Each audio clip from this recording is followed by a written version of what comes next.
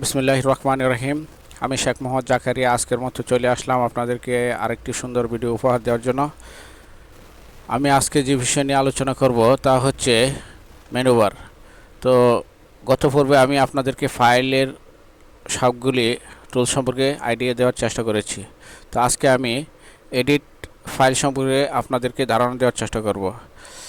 আপনারা বুঝতেই পারছেন যে আমি মেনু বারের প্রত্যেকটা টুলসের কাজ স্টেপ বাই স্টেপ বেসিক লেভেলে বোঝানোর জন্য চেষ্টা করছি। তো আপনারা অবশ্যই আমার এই ভিডিওগুলি সুন্দরভাবে দেখার চেষ্টা করবেন। আর বিন্দু পরিমাণ যদি ভালো লেগে থাকে তাহলে অবশ্যই আপনারা আমাকে সাপোর্ট করবেন। তো এখন দেখেন আমি এডিটে আছি। এটি থেকে আমি আপনাদেরকে দেখাবো যেগুলি বেসিক লেভেলে undo, redo, cut, copy, paste in front, paste in back এবং পেস্ট ইন প্লেস। তারপর দেখাবো হচ্ছে এডিট কালার। তারপর দেখাবো হচ্ছে আপনাদেরকে প্রিফারেন্স। তো এইগুলি আমাদের জন্য মোটামুটি বেসিক লেভেলের জন্য ইম্পর্টেন্ট। তো আজকে আমি প্রথমে যে বিষয়টা সম্পর্কে ধারণা দেব তা হচ্ছে আনডু এবং রিডু। বন্ধুরা এখানে দেখেন, আনডু হচ্ছে কন্ট্রোল জেড এবং রিডু হচ্ছে শিফট কন্ট্রোল জেড। এখন আনডু রিডু কীভাবে করব সে সম্পর্কে ধারণা দেওয়ার চেষ্টা করব। বন্ধুরা আমি এভাবে শেপ নিয়ে নিই, কয়েকটা শেপ নিই, এখন পেন টুল দিয়ে এভাবে কয়েকটা শেপ নিয়ে নিই। বন্ধুরা এখন এই যে এইগুলি আমি নিলাম, এখন আমি যদি আনডুতে ক্লিক করি অথবা কন্ট্রোল জেডে ক্লিক করি, আনডুতে ক্লিক করলাম। এখন আমি যদি কন্ট্রোল জেডতে ক্লিক করি, দেখুন একটা একটা করে ডিলিট হয়ে যাচ্ছে। কন্ট্রোল জেডে ক্লিক করলাম। এখন আমি যদি আনডু থেকে আবার রিডু করে নিয়ে আসতে চাই, সেক্ষেত্রে আমি শিফট কন্ট্রোল জেড দিয়ে নিয়ে আসতে পারবো। আমি এখানে যদি ক্লিক করি, দেখুন একটা একটা করে চলে আসছে।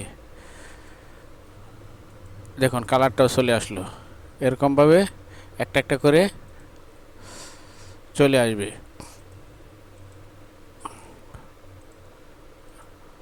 তো বন্ধুরা দেখুন সবগুলি চলে আসছে। এখন আপনাদেরকে আমি কি দেখালাম, আনডু এবং রিডু কীভাবে করতে হয় এটা মেনু বারের এডিট ফাংশানে। তো এখন আমি আপনাদেরকে দেখাবো কাট কপি আমরা কীভাবে কাট করি এবং কপি কীভাবে করি এবং পেস্ট কীভাবে করি। কাট, কপি অ্যান্ড পেস্ট। আমরা কাটকে কন্ট্রোল এক্স দ্বারা কাট করতে পারি এবং কন্ট্রোল সি দ্বারা কপি করতে পারি এবং কন্ট্রোল বি দ্বারা পেস্ট করতে পারি। কন্ট্রোল এক্স আমি শর্টকাট কিবোর্ড দিয়ে করতে পারি, কন্ট্রোল সি শর্টকাট কিবোর্ড দিয়ে করতে পারি, কন্ট্রোল ভিও আমি শর্টকাট কিবোর্ড দিয়ে করতে পারি। আবার এইখানে এসেও করতে পারি। এখানে আসলে হয় কি একটু সময়ের ব্যাপার স্যাপার। তো আমরা কিবোর্ড দিয়ে করতে পারলে মানে কাজটা খুবই দ্রুত করা যায়। তো এখন আমি আপনাদেরকে কাট, কপি, পেস্ট সম্পর্কে আইডিয়া দিব। এগুলোকে আমি একবারে সিলেক্ট করে ডিলিট করে দিই। এখন আমি এখান থেকে একটা ফাইল নিয়ে আবার আরেকটা ফাইল তৈরি করি, ডকুমেন্ট, কন্ট্রোল এন দিয়ে একটা ফাইল তৈরি করে নিলাম। এখন আপনারা দেখুন বন্ধুরা, আমি যদি এটাকে কাট করে পেস্ট করি, একবার কাট হয়ে গেল। আবার আমি যদি এখানে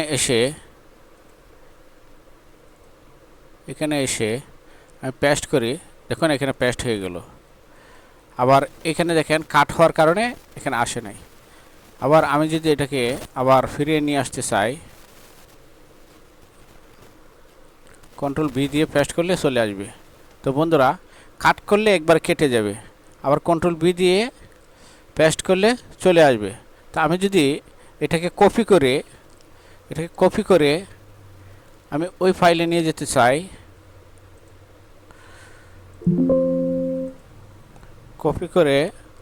কপি করলে কিন্তু এখানেই থেকে যাবে, আবার কাট করলে এখানে আর থাকবে না, এখান থেকে চলে যাবে একবারে।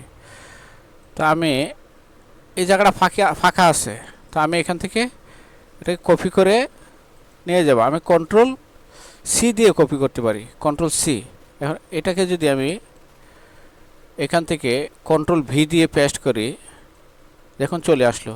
তো বন্ধুরা, আমি এখন আপনাদেরকে কি বোঝাতে পারলাম যে কাট কিভাবে করতে হয়, কপি কিভাবে করতে হয় এবং পেস্ট কিভাবে করতে হয়। তো অবশ্যই আপনারা প্র্যাকটিস করবেন এবং যত প্র্যাকটিস করবেন তত পারবেন। তো এখন দেখেন ফার্স্ট ইন ফ্রন্ট, আমি যদি ফার্স্ট ইন ফ্রন্ট করি তাহলে এই যে শেপ আছে, শেপের উপরে আরেকটা শেপ তৈরি হয়ে যাবে। তো আমি যদি ফার্স্ট ইন ফ্রন্ট অথবা কন্ট্রোল এফ দিয়ে ক্লিক করলাম, এখানে কালার নিলাম, দেখুন ফন্টে একটা শেপ হয়ে গেল। আবার আরেকটু দেখাই, আমি যদি ফার্স্ট ইন ব্যাকে ক্লিক করি তাহলে এটা এই শেপের নিচে চলে যাবে, ফার্স্ট ইন প্লেস।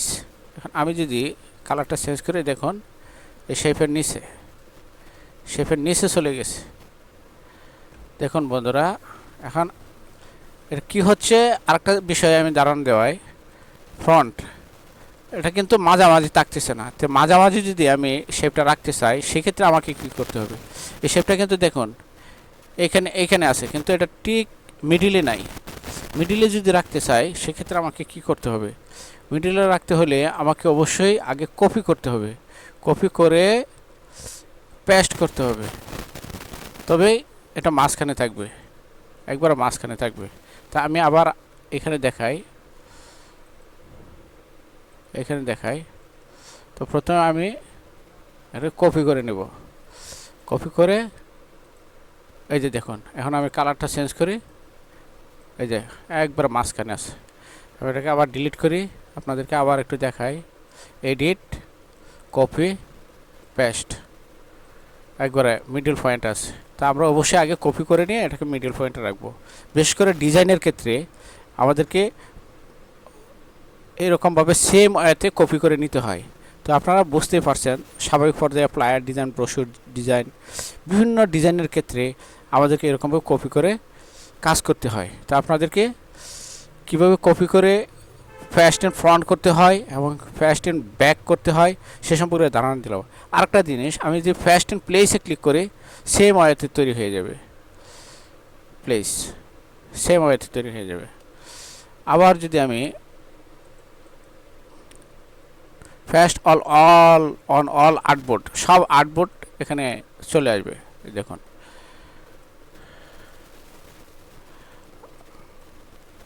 তো গেল বন্ধুরা, আমি আপনাদেরকে আন্ডো ক্লিয়ার বোঝালাম, রেডু বোঝালাম, কাট সম্পর্কে বোঝালাম, কপি সম্পর্কে বোঝালাম, পেস্ট সম্পর্কে ধারণা দিলাম, পেস্ট ইন ফ্রন্ট সম্পর্কে ধারণা, পেস্ট ইন ব্যাক সম্পর্কে ধারণা, পেস্ট ইন প্লেস সম্পর্কে ধারণা দিলাম। এখন আমি আপনাদেরকে এডিট কালার সম্পর্কে ধারণা দেব। এডিট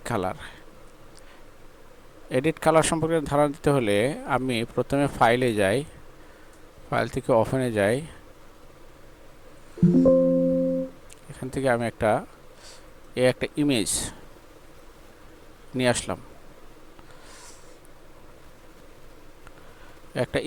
আসলাম, বন্ধুরা দেখুন ইমেজটা, একটা ইমেজ নিয়ে আসলাম,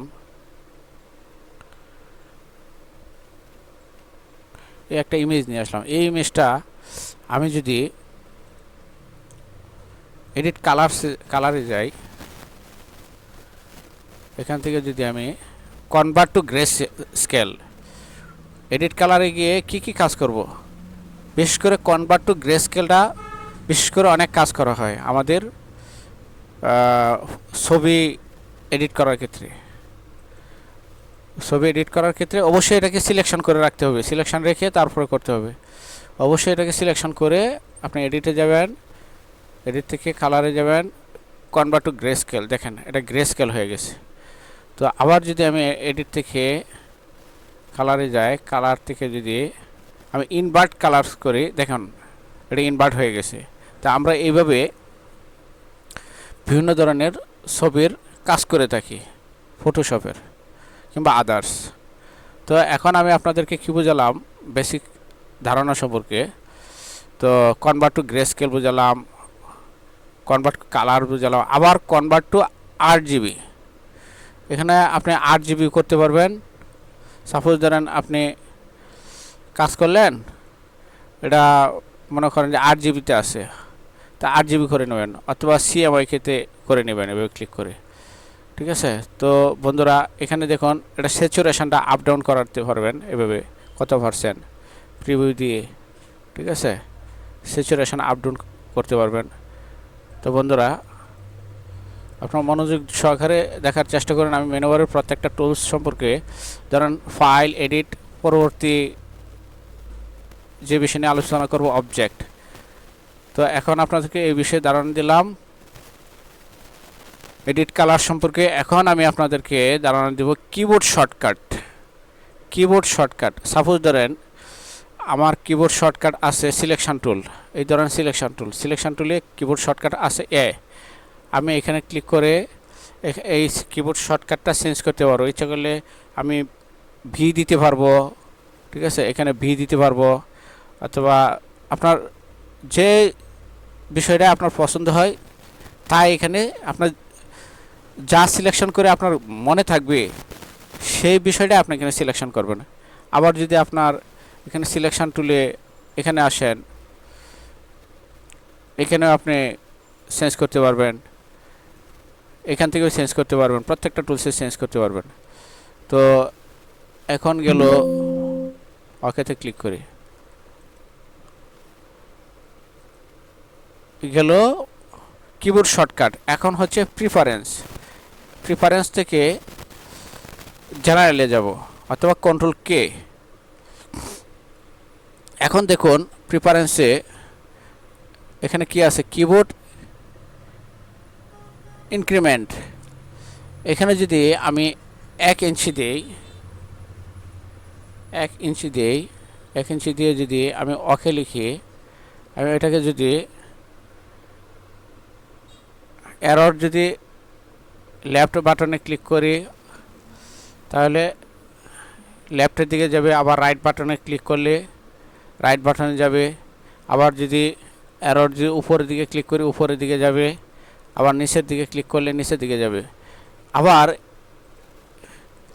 আমি যদি প্রিফারেন্স জেনারেল এটাকে যদি 0.5 ইঞ্চি দিই, 0.5 ইঞ্চি দিয়ে যদি আমি ওকেতে ক্লিক করি তাহলে সেম হাফ ইঞ্চি ওয়েতে এটা লেফট রাইটে যাবে। দেখুন হাফ ইঞ্চি করে যাচ্ছে, হাফ ইঞ্চি করে, আবার আপ এরর, ডাউন এরর। তো বন্ধুরা তো এখন আমি আপনাদেরকে প্রিফারেন্স সম্পর্কে ধারণা দেওয়ার চেষ্টা করছি। আরেকটা জিনিস হচ্ছে আপনারা দেখুন এখানে আপনি সিলেকশন অ্যান্ড অ্যাঙ্কর ডিসপ্লে আছে, টাইপ আছে, গাইড অ্যান্ড গ্রিড সম্পর্কে ধারণা নিতে পারবেন। এটি অ্যাডভান্স লেভেলে গেলে নিতে পারবেন। তো এখানে আমি আরেকটা show display print size 100% and display print size 100%। তারপরে এখানে আরেকটা বিষয় আছে